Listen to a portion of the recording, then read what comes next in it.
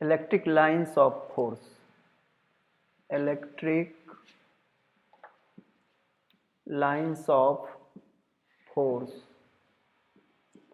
The imaginary path followed by positive charge under the influence of electric field is called electric lines of force.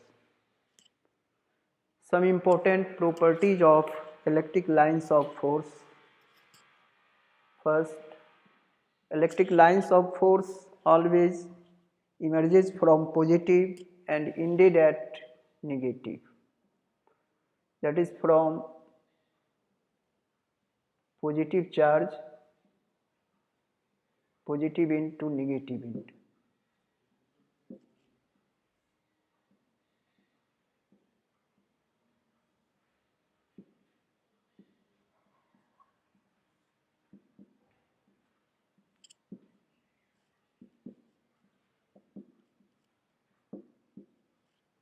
It always emitted from positive and ended at negative. Second, the tangent drawn at any point on electric lines of force gives the direction of electric intensity at that point. It is represented in figure. Third, electric lines of force always incident normally or emitted normally from the surface of conductor. Incident normally or emerges normally from the surface of conductor. Next, fourth number, two electric lines of force never intersect each other, but our supposition is opposite. Let two electric lines of force intersect at this point O. The intersecting point is common in both the lines. Suppose in the first line, considering this point, common point, and draw tangent. Now considering this point on second line, draw the tangent. We see that the direction of tangent is different, but it is never possible that at the same point electric intensity is in different direction. Hence our supposition is wrong, that is electric lines of force never intersect each other. Next, electric lines of force does not form a closed loop.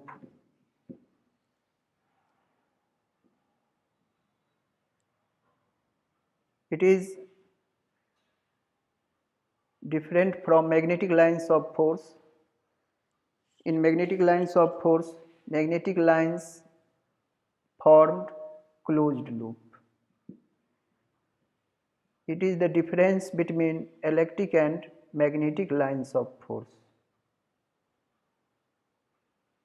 Since in magnetic lines of force, electric lines is from north to south outward the magnet, but inside the magnet electric lines of force is from S to N.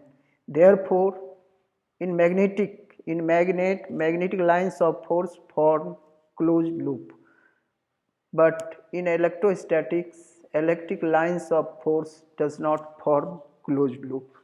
It is the difference between electric and magnetic lines of force. Now, electric flux.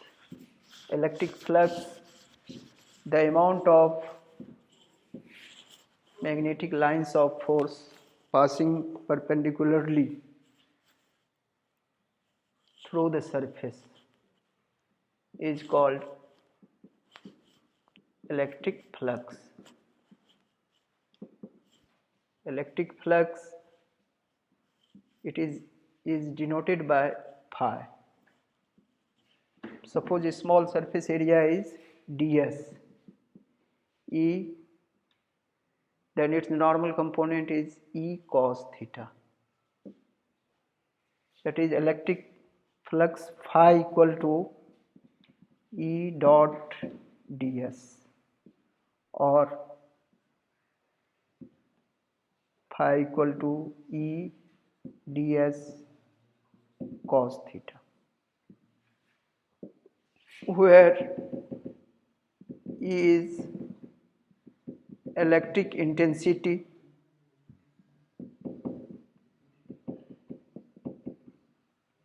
and ds is a small surface area.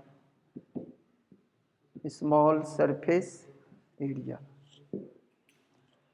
Unit of electric flux in SI, Newton meter square per coulomb. It is also termed as Weber. In CGS system, its unit is Maxwell. 1 Weber equal to 10 to the power 8 Maxwell.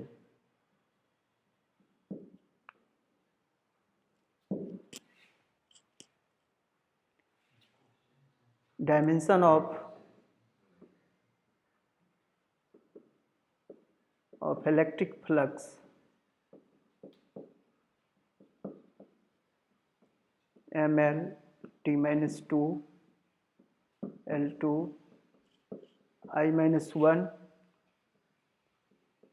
T minus 1 M L3 T minus 3 I minus 1.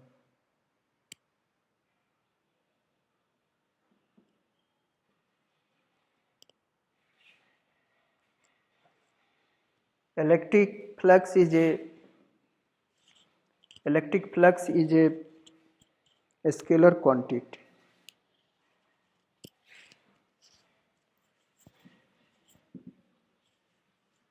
Now very important theorem, Gauss's theorem relating to electric flux. Statement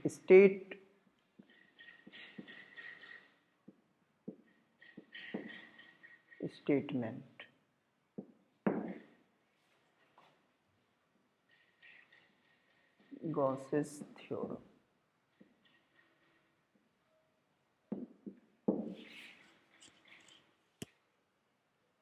The total electric flux passing through the closed surface is equal to 1 by epsilon naught times the total charge inside the surface. That is phi equal to Q by epsilon naught, where Q is total charge inside the closed surface. It also be defined as the surface integral of electric field intensity over any closed surface is equal to 1 by epsilon naught times the total charge inside the surface. That is EDS. That is EDS equal to Q by epsilon naught. This symbol, integral symbol, represents the closed surface. Now proof of this theorem.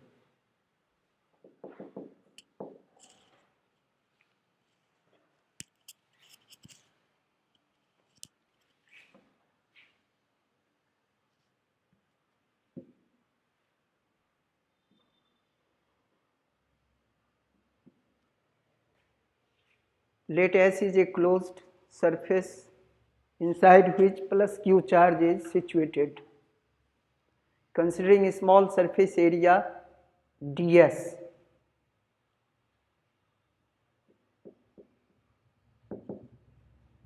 a point P considering on the small surface area ds whose distance from O is r.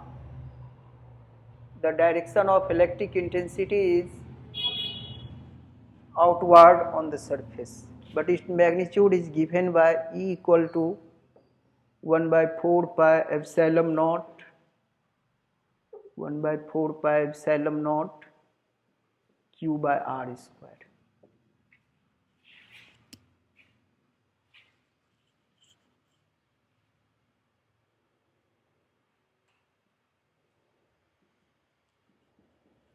Draw tangent Pn at P, then the component of intensity along the direction of normal is E cos theta.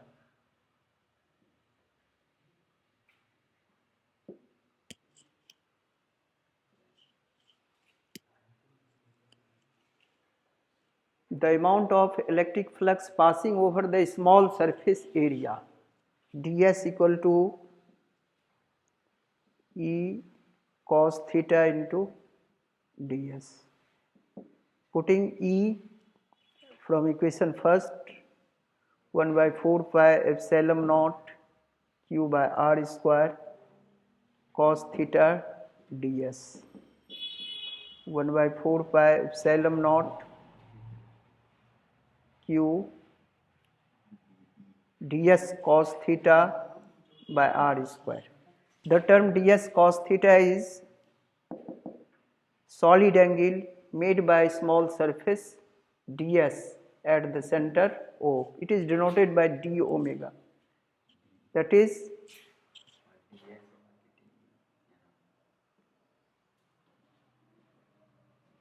small surface area, the electric flux through small surface ds d phi equal to E cos theta ds.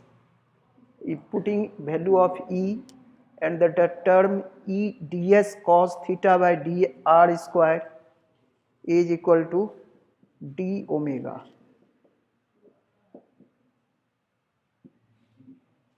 D omega equal to ds cos theta by r square. Solid angle, it is the solid angle subtended by the small surface ds at O. Solid angle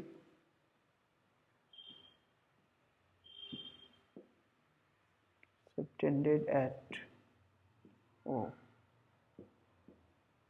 by small surface ds. Now the total electric flux passing over the closed surface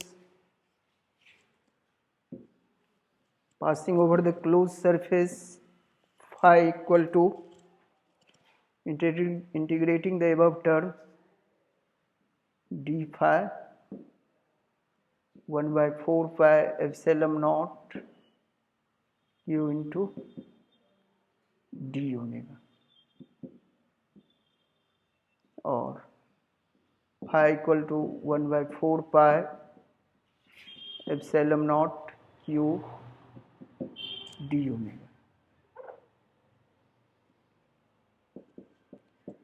Here the term d omega is solid angle subtended by the closed surface at the center O.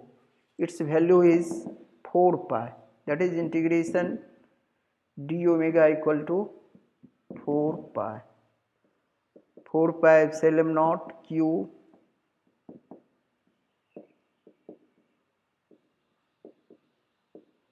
hence proves the Gauss's theorem.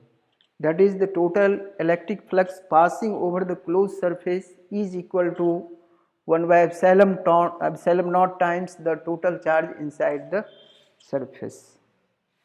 Now some applications of the Gauss's theorem. Its first and most important application is spherical conductor. Electric intensity. First, number 1, application of Gauss's theorem. Application of Gauss's theorem. First, electric intensity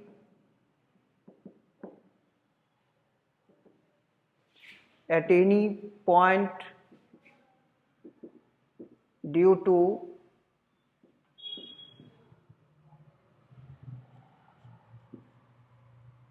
a sphere, charged sphere, due to charged sphere. There are different cases, such that case first, when point P lies outside the sphere. Consider a sphere A of radius r and its center is O. The electric intensity at the point P outside the sphere at distance r from the center is E. Considering this distance small r as radius, draw an imaginary sphere B. The surface of imaginary sphere B is Gaussian surface. That is, it forms equipotential surface. The electric intensity at any point on the surface is same and directed outward. The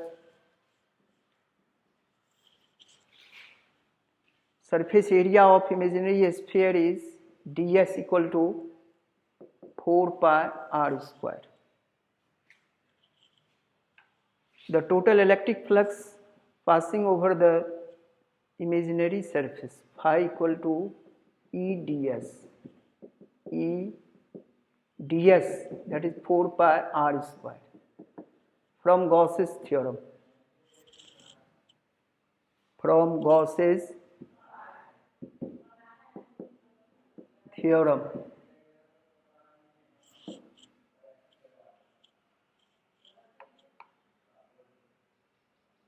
From Gauss's theorem. Phi equal to Q by epsilon naught.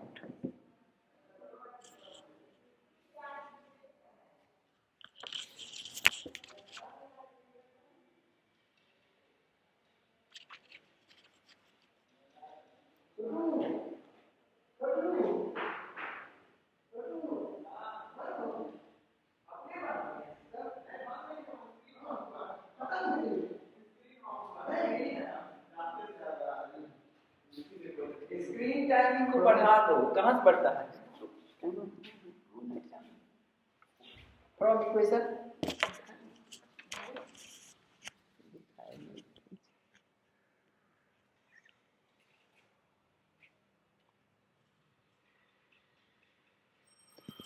From equation first and second.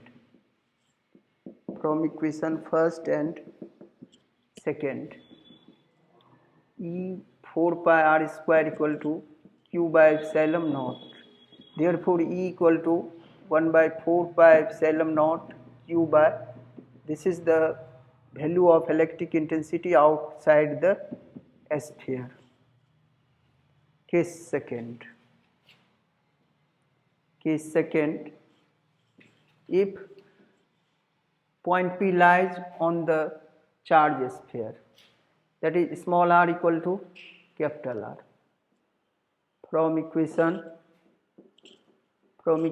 third, E equal to 1 by 4 pi epsilon naught Q by R square. If surface density of charge is sigma, if sigma equal to surface density of charge, surface density of charge, then sigma equal to Q by A. So Q equal to sigma A. A represents the surface area of the sphere of radius capital R, 4 pi r square. From equation 4, E equal to 1 by 4 pi epsilon naught sigma 4 pi r square by r square sigma by epsilon. This relation is important for numerical purpose. Now case third. Case third, when point P lies inside the surface. Since inside the surface there is no charge, therefore electric intensity inside the closed sphere is 0. That is E equal to 0.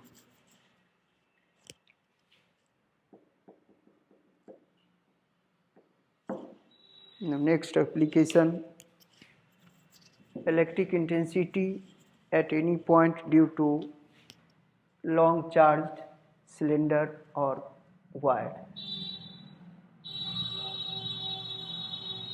Second application.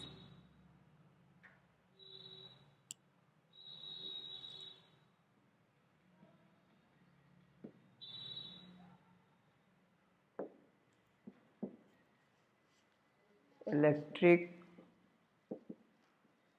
intensity due to long charged cylinder. It is also used as wire. Consider AB is a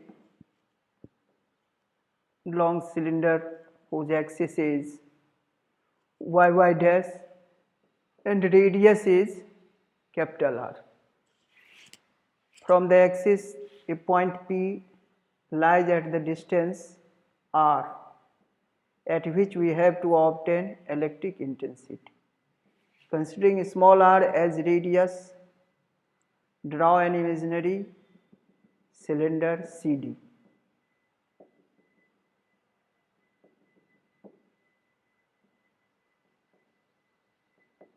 Its length is L.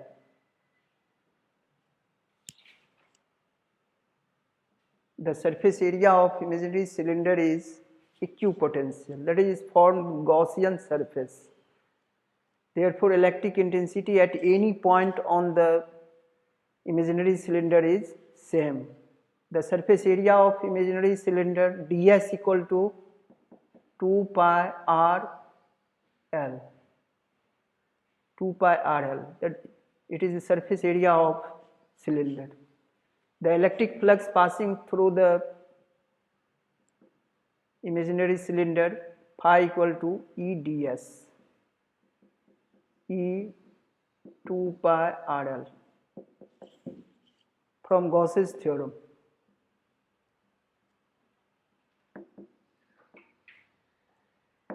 Phi equal to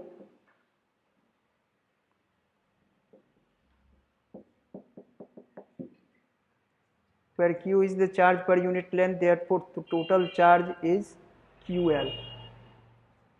Equating equation first and second. E 2 pi r L QL equal to, therefore E equal to 1 by 2 pi epsilon naught Q by R. If the point P lies very close to the charged cylinder, that is small r equal to capital R, then E equal to 1 by 2 pi epsilon naught Q by R. If lambda equal to linear density of charge, linear density of charge, then lambda equal to Q by L. Q equal to lambda L equal to 1, इसलिए Q equal to lambda.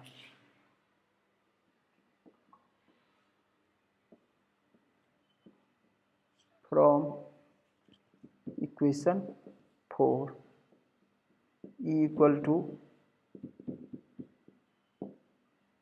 1 by 2 pi epsilon naught lambda by R.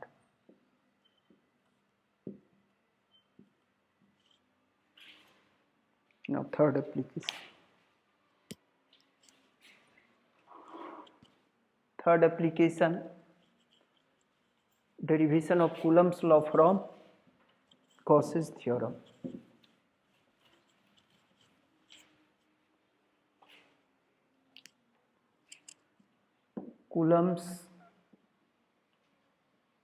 Coulomb's law from Gauss's law.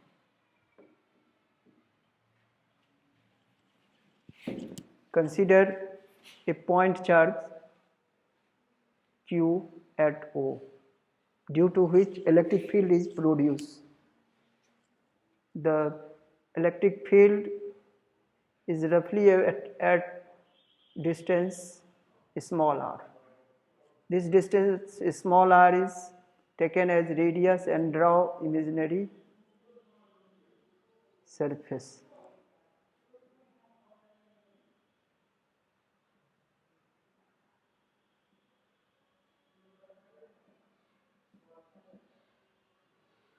The surface of this imaginary sphere is equipotential, that is form Gaussian surface. The electric intensity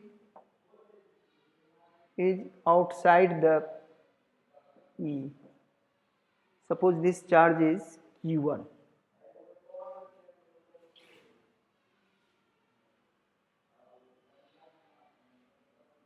This point is P.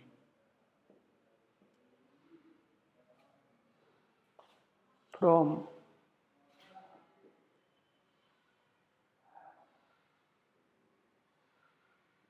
Gauss's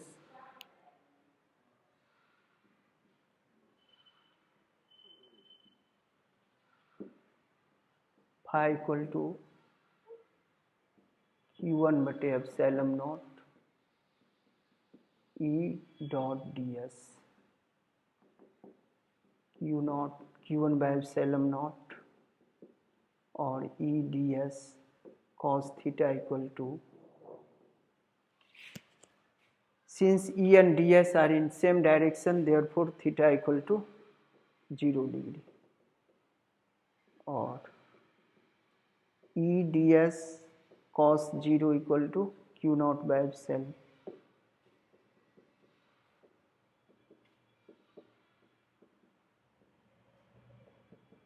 E ds 4 pi r square. E equal to 1 by 4 pi epsilon naught Q by r square. If charge Q2 supposed at P, then force acting on this charge Q2, we have E equal to F by Q. So F equal to Q2E. Substituting Q2 1 by 4 pi epsilon naught Q1 by r square. Hence obtain the Coulomb's law, 1 by 4 pi epsilon naught Q1 Q2 by r square. This is the Coulomb's law.